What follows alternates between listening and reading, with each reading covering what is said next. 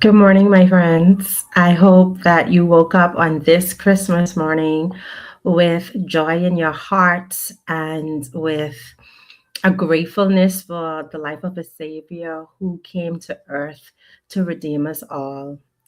I woke up this morning and I do believe that this is the best Christmas morning I've had in 8 years because while Christmas is meant to be joyful, for those of us who grieve, it's also a heavy period of time.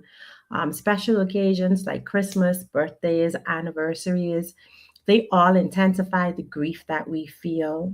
So, first of all, I want you to know if you are sitting in a moment of grief, that you're not strange, you're not weak, you're not faithless for feeling the weight of today. So, if today feels hard for you because you are grieving, I want you to know that you are not alone.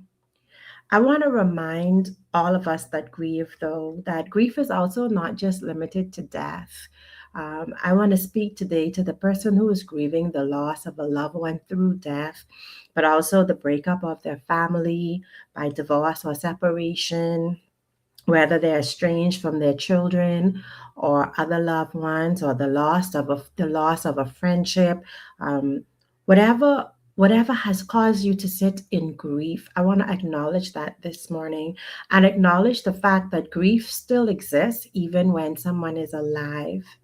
I want you to be okay understanding that the body and heart can still mourn the absence, the change, and even unmet expectations that can sometimes be very sudden. Over the past 8 years, what I've come to accept and realize is that grief is truly love with nowhere to go. When our loved one is with us, we have a target. We have somebody that we can share that with, that we can speak to, that we can hug, that we can have special moments with. But when we strip grief down to its core, it's really the love, the connection, the attachment, and the meaning that was put into those moments with the people that we love. Tears are evidence that someone mattered to you. Their life was valuable.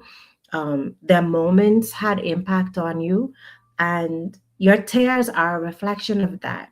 The pain that we feel is proof that the relationship was valuable to us, and there's nothing wrong with that. There's nothing wrong with that. Even if we are grieving the loss of a relationship with good reason, that pain is proof that the relationship had value with you. And there's no shame at all attached to that type of love, that type of grieving. So honor what you are feeling and process yourself through that feeling. Now, today I want to come by, and my message may seem a little bit strong, but I want to come by and remind you that life and death sits with God. And it took me a long time. It's a process to get here. It's a process to get to acceptance. But life and death sits with God. No man knows the day, no man knows the hour, no man knows the span of their life. We don't know, they don't know, only God knows. All of the years that we live, those years are appointed to us by God. And there are some things that are beyond our control. And grief often comes from fighting what it is that we cannot control. And so acceptance is surrendering what we can't control into God's hand and trusting God and saying to God that, God, I don't know why, but I trust in you. Now, I encourage you to gradually begin to accept that what has happened and it can't change. But while you accept that, honor and understand that it's not going to erase your pain, but it is going to help you to begin to heal. You can accept the reality of what it is without silencing how you feel about it. And so, if I were to encourage you today, for those of you who are grieving the loss of a parent or a loved one who has passed away, who has transitioned to another time, I want to encourage you to speak life over the memory of your loved one. You may be tempted to sit and wallow and be sad because that person isn't here, and you can do that for a short period of time. And after you've done that, speak life over the memory of your loved person because their life had meaning. Their lives made an impact on this earth. They contributed something to this world, to your family, to somebody's story. Remember the values that they taught you. Remember the examples that they modeled. Remember the things that you got to enjoy with them, because legacy lives through the lives that they touch. That gives me peace, even with working with the cancer support group, because it is my mom's legacy, and it allows me to feel that love still existing. And so legacy is about the lives that we touch while we are here. And so I want to also remind you that living fully is not a betrayal. Oftentimes, because I experienced it, oftentimes when somebody we love dies, we experience guilt. We want to know why it wasn't us, so that person could have stayed here for a longer period of time. But I want you to know that only God determines the span of our lives. And so living fully is not a betrayal of the person who is gone. I felt very guilty that first Christmas about enjoying my family. It was a painful experience to exist at a family function without my mom, who was the glue, okay? She was the person.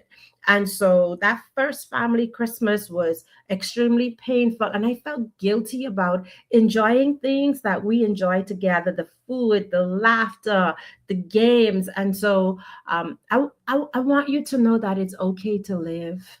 I want you to know that living fully is the greatest gift that you could give, to honor the person that you've lost. If your parents worked hard, if your mother or your father, whoever you may be grieving the death of, if they worked hard to lay a foundation for you to step up, to be better, to have more, to do more, the greatest thing that you can do is honor them by living your life to the fullest.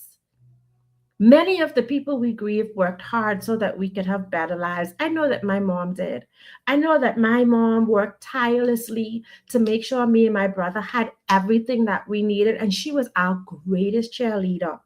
So, how dare I not honor the sacrifices that she made so that I could have a better life by sitting in sorrow and not doing anything with my life? So, grieve as you must, if you must, because we must. And then get into motion of using the stepping stools that the person that you love left in place for you. Ask yourself, what kind of life would they want me to live? What were the dreams we spoke about that I wanted to achieve? Because living well is a contribution to their legacy. I want you to know that today is a day we set aside to celebrate the birth of a Savior who came to give eternal life, a Savior who understands grief, loss, sorrow, and pain. So, Christmas is not just about joy, it is also about hope entering a broken world. God looked down and saw that this world was broken, and He gave His only begotten Son. And so, even in grief, hope still exists because Jesus is the hope that we each can hold on to. And eternal life reminds us that death is not the end of the story. That right there is a rejoicing moment. That right there is a moment for us to celebrate the fact that death is not the end. Death is the pathway to a transition. And so today, your grief is valid. Your pain is valid. The questions that you may have, they are all valid because faith does not cancel grief. Grief and belief can exist in the same heart. Jesus came to save us, but He also came to comfort us, to walk with us emotionally. And if you are a believer, I want you to know that you're not walking this grief journey alone, that God is with us to comfort us, to assure us, and for us to lean on when we have difficult times. So, as you go through this Christmas season, be patient with yourselves today, tomorrow, at any special occasion, or any moment that grief pops up. I want you to know that you don't have to perform for joy. You don't have to explain your tears. You don't have to tolerate people who want you to rush through your healing. I do want to give you a slight push to take one small step today towards your own healing, which is a moment of kind remembrance of your loved one, a moment of gratitude for all that you shared, a moment of surrender where you give it to God and let God know that you trust Him, you believe in Him, and the finality of someone dying has a greater purpose. And so we surrender that to God. You are still here because your life still has purpose. Your presence still matter. Your end does not come because there is still more for you to do. Those who've gone ahead of us, their time was done. They came, they lived whatever God wanted them to live, and then they died. And we must honor that. So today, if you are grieving, I want you to know that your love matters because I love my mom like she is still alive. I also want you to know that your pain is seen. No one should have the expectation that you can move forward as if that person was not alive. And if they do, divorce yourself from those people. Your tears are meaningful, and your life still has purpose, even in the midst of grief. Hold on to hope. And as I close today, I wish you a Merry Christmas. As difficult as the day may be, I popped on in my pajamas. I got up. I was in the kitchen about to make Christmas breakfast for my husband. Today, I'm also grieving the fact that none of my children are with me. None of my grandchildren are with me. And so it's a different type of Christmas. And as I process through all of that, I'm still proud of the lives that they're building because children, we should train them to leave and cleave. And that's exactly what they're doing, leaving and cleaving. And I'm proud of them for stepping into the roles that they have been born into. And while I feel that pride, I also feel a sense of guilt that entering into this new phase of life could also mean that there may be emptiness moments that are difficult to endure. And so today, I encourage you that seasons change and grief is love that has nowhere to go.